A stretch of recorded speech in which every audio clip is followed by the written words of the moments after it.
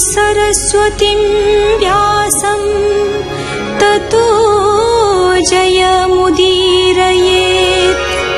मूकं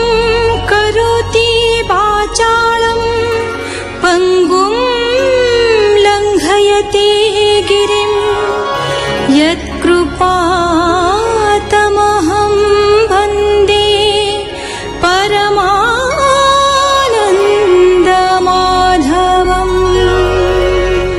भगवान नरनारायण मार्कंडेय को अभीष्ट वर मागिबाकू कहिसंती। ऋषि चाहिंचंती भगवत माया दर्शन करिवे। सांगे सांगे माया बଳରେ महाप्रलय उपस्थित होईछि। मार्कंडेय प्रलय समुद्र भासी भासी गोटे बटवृक्ष मूलरे आश्रय पाइछंती। बटपत्र उपरे शोईथांती सुंदर शिशुटीए। सेई शिशुर श्वास पवन रे ऋषि तांक गर्भकू चलीगले। देखिले प्रलय पूर्वर पृथ्वी विद्यमान भी विश्व ब्रह्मांड। पर मुहूर्त से बाहर को आसिछंती एवं महाप्रलयर बटवृक्ष तले निजकू पुणी आविष्कार करिछंती। सुत उवाच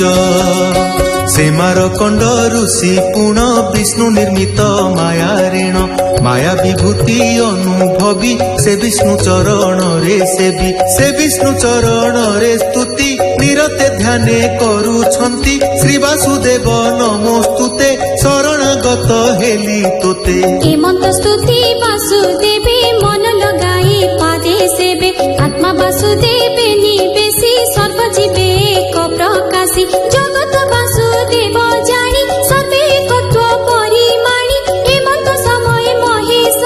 पार्वती शिव गण शिष्य एमाने बेष्टित होइण करि वृषभ आरोहण कैलास पर्वतरु खसी हिमवंत उत्तरे आसी पुष्पभद्रा नदी तटरे मार्कंड आश्रमे मिलिले। मार्कंडेयंकु से देखिले पार्वती महेशे भासिले।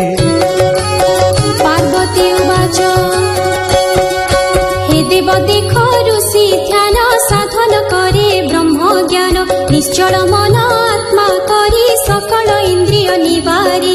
हरि दर्शने सिद्ध होई बसिछि जोग रूढ़ होई एहांक तप सिद्ध फले तुम्हे प्रवेश ऋषि आले जोग सिद्धिर फल दियो विष्णु वैष्णवे जस पाओ। पार्वती ठारू एहा शुणी शिव कहंती मंजुबाणी। शिव उवाच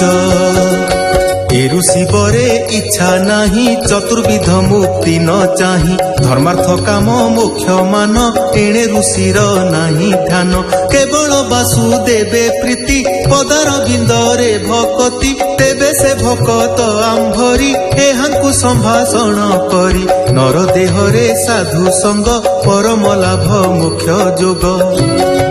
सुत उवाच हेमंत कहिन शंकर सकल भूते जे ईश्वर हर पार्वती दुई जाई ऋषिଙ୍କ आगे उभा होई ईश्वर ऋषि दृष्टि नाही शिव गणଙ୍କୁ न देखई आपण देहକୁ न जानी हेमंत जानी सुळ पाणी जोग माया बळे महेश मार्कंड हृदय परवेश पवन प्राय होई पशी न जाने मार्कंडेय ऋषि हेमंत रूप महेश्वर जटा झटक बिजुलीर चंद्र सूर्य अग्निलोचन शिरे चंद्र शोभावन पाउछि दश भुज शोभा जनु लंबी बाहु प्रभा भस्मरे अति शोभा पाई सूर्यर प्राय तेजोमयी हेमंत रूप हृदय चाहि मार्कंड विस्मित जे होई महेश रूप मो हृदय काहुए दर्शन होए। चित्त मो अछि विष्णु तही महेश रूप तो देखई विचारी चक्षु खेई बेगे हर पार्वती देखे आगे साष्टांगे प्रणाम से कले महादेवंक पाद तले पार्वती रुद्र गण मेले मानस भावे पूजा कले। स्वागत आसन जे पाद्य अर्घ्य धूप दीप सुगंध पुष्प नैवेद्य पूजा करी आत्मार स्तुति से आचरी तुम्हे जे अट पूर्ण काम जगते बर दाता नाम ए स्तुति शुणी न हरस कोमळे कहन्ति महेश। शिव उवाच হে মুনি মাগবর মোতে প্রসন্ন হইলি মু তোতে ব্রহ্মা বিষ্ণু মহেশ তিনি অভেদ এক মূর্তি ঘেনি তিনি হে বরে অধিকারী মাগ হে মন ইচ্ছা করি মার্কণ্ডেয় উবাচ ভো প্রভু তুম্ভর মহিমা দেহধারীଙ୍କୁ ସେ ଅଜଣା ଯାର ମାୟା ମୋହିତ ହୋଇ ବ୍ରହ୍ମା ବିଷ୍ଣୁ ଶିବ ଅଛଇ ସେମାନେ ଜଗତ ଈଶ୍ୱର ଯେଝା ମାର୍ଗେ ସେ ଦିଅନ୍ତି ବର ତ୍ରିଗୁଣ ପାଶେ ଯେ ବନ୍ଧନ ମାୟାର ମୋହେ ହନ୍ତି ଛନ୍ନ ଯେଉଁ ପ୍ରକାରେ ତାଙ୍କୁ ମାୟା ପ୍ରବର୍ତ୍ତି କରେ ବିଷ୍ଣୁ ଏହା ସେ ମାର୍ଗେ ପ୍ରବର୍ତ୍ତି ଅଛନ୍ତି ଧର୍ମ ଧର୍ମ ମାର୍ଗେ ଯାନ୍ତି ପ୍ରାଣୀ ଏ ସଂସାର କାରଣେ ମନ୍ୱାଦି ଧର୍ମ ଶାସ୍ତ୍ର ମାନେ ଏ ଭାବେ ସଂସାର ରଚନା ଏ ସର୍ବ ବିଷ୍ଣୁ ପ୍ରଭାବନା ଧର୍ମରେ ଯେ ଲୋକ ଅଛନ୍ତି ଆତ୍ମାରେ ବିଷ୍ଣୁଙ୍କୁ ଜାଣନ୍ତି ତାଙ୍କୁ ଦେଖିଣ ଜନମାନେ ସ୍ତୁତି କରନ୍ତି ଯଶ ଗୁଣେ ଯେ ଅଟେ ଜଗତ ଈଶ୍ୱର ସେ ପୁଣି କରେ ନମସ୍କାର ମାୟା ଚେଷ୍ଟାରେ ପ୍ରାଣୀ ଭ୍ରମି ଯେତେ ହୁଅନ୍ତି ପଥଶ୍ରମୀ ଏ କଥା ଯେମନ୍ତ ନୁହ ଇତେମନ୍ତ କର ଉମା ସାଇ ଈଶ୍ୱର ଉବାଚ হে মহাঋষি বাঞ্ছা তোর সিদ্ধি হইলা যে নিকর বাসুদেব চরণে ভক্তি অবিঘ্নে লভ সেহু গতি সাত কলপ পরিজন্তে অজ্রামর হুয় নিশ্চিন্তে প্রাপত হেউ যশ পুণ্য ভূত ভবিষ্য বর্তমান সুত উবাচ হেমন্ত বরহর দেই গলে সে অন্তর্ধান হই সে মায়া অনুভব পুণ কহিলে পার্বতী আগেণ যোগ মহিমা ঋষি পাই আপনা আশ্রমরে রহি সিদ্ধ স্বরূপ ধ্যানে রহি বাসুদেবে নিমগ্ন হই সাত কলপ চিরঞ্জীবী ধ্যানে রহিলে বিষ্ণু সেবী সে এবে অন্তর্ধানে রহি তপধ্যানরে বসি ছই সে যে মার্কণ্ড মহাঋষি এহাঙ্ক মহিমা বিশেষী সে বাসুদেব চক্রধর চক্ରରେ কাটে মায়া ঘোর ତାଙ୍କ ମହିମା ଯେଉଁମାନେ ଶୁଣନ୍ତି ଶୁଣାନ୍ତି ଗାୟନେ ତାଙ୍କର କର୍ମ ବନ୍ଧ ନାହିଁ ସଂସାର ମାୟା ନ ଲାଗଇ ଅନ୍ତେ ସେ ବୈକୁଣ୍ଠ ପାନ୍ତି ସକଳ ପାପରୁ ତରନ୍ତି କହଇ ବିପ୍ର ଜଗନ୍ନାଥ ଦ୍ୱାଦଶ ସ୍କନ୍ଧେ ଭାଗବତ ଇତି ଶ୍ରୀମଦ୍ଭାଗବତେ ମହାପୁରାଣେ ପାରମହଂସ୍ୟାଂ ସଂହିତାୟାଂ ଦ୍ୱାଦଶ ସ୍କନ୍ଧେ ଦଶମୋଧ୍ୟାୟଃ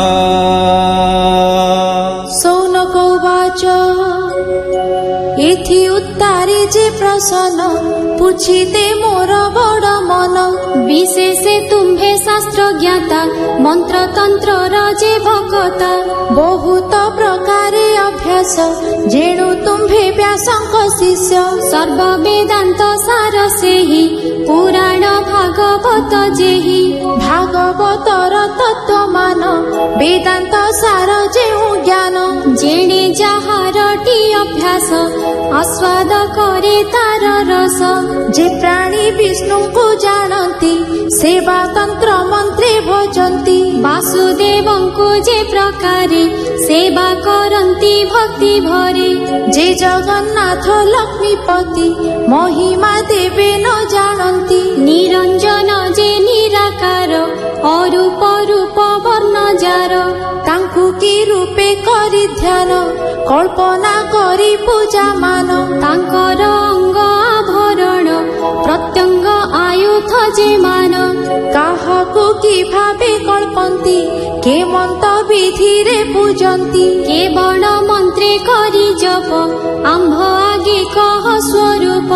ସର୍ବକୁଶଳ ତୁମ୍ଭ ହେଉ ସନ୍ଦେହ ଆମ୍ଭ ମନୁ ଯାଉ যে ক্রিয়া পূজা বিধি কলে মনুষ্য বিষ্ণু রূপ ধরে জন্ম মরণ বিবর্জিত এ কথা কহিবা নিয়ত এ মন্ত শুনি সুত মুনি সৌনকে কহে মঞ্জুবাণী